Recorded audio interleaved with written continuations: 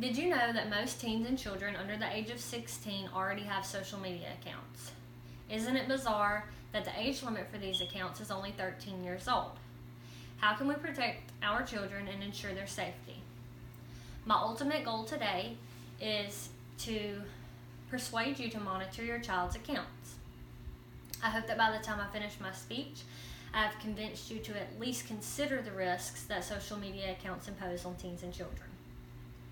Have you ever wondered why your child feels upset or no longer good enough about themselves? Or perhaps you've been worried about a new friend that your child has and the way their attitude and actions have changed since becoming friends with that person. I would like to tell you about a survey conducted by the Royal Society for Public Health on rsph.org.uk on teens and young adults from 14 to 24 years old. They were each asked how social media impacted their health. The survey found that Facebook, Twitter, Instagram, and Snapchat all led to increased signs of depression, anxiety, loneliness, and poor body image. Even though social media has become very popular and many children and teens already have social media accounts, I want you to fully understand why I believe you should monitor those accounts. I would like to explain to you the risks of cyberbullying, bad apples, and online predators. If you don't already know what a bad apple is, collinsdictionary.com defines a bad apple as someone with a corrupting influence. That would be that new friend your child has that you have a bad feeling in your gut about. My first thought I would like to discuss with you is cyberbullying. According to Dr. Donna Wick, on a clinical and developmental psychologist on childmind.org, kids text all sorts of things that you would never in a million years contemplate saying to anyone's face. It's easy for your child to hide things like this with social media's direct messaging option. Have you ever heard your child talk about a DM before? That's something that you should probably check out for yourself. Acceptance from peers is something that's very important to teenagers. Social media sets high standards for them, and they feel like they should reach those standards. It doesn't take long to hop on Instagram or Twitter and see that hate speech is spread just by simply not being the most popular or being up to date on trends. By checking these accounts and skimming through comments, you can quickly see what your child might be going through.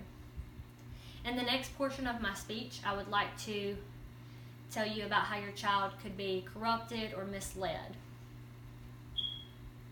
On and off of social media, we know that bad apples exist in almost every friend group.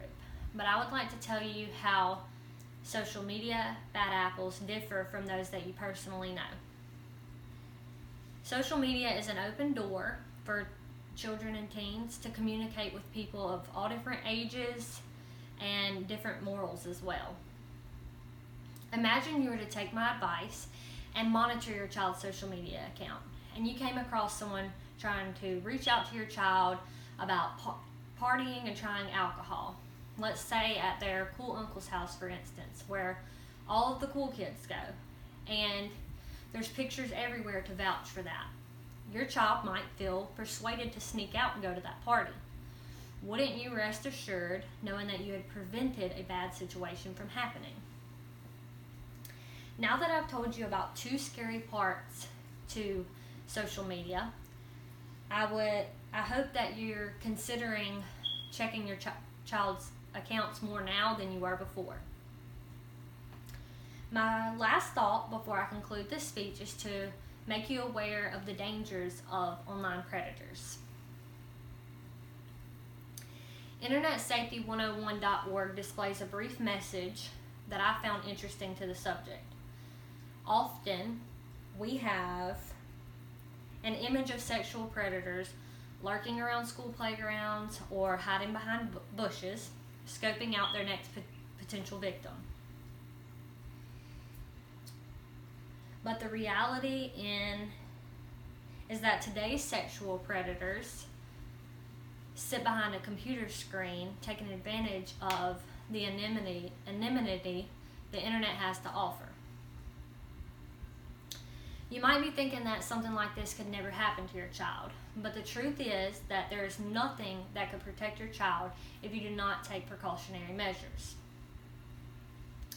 A quote from Melissa Morrow, an FBI agent with the Child Exploitation Squad on InternetSafety101.org, states that many people, or people who think that their child could never become victimized online, are living in an unrealistic world. In conclusion, I wanted to share with you my main concerns about children and teens using social media.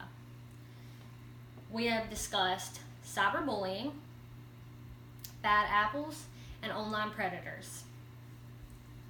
I hope that I have reached my ultimate goal and convinced at least one of you to monitor your child's social media accounts.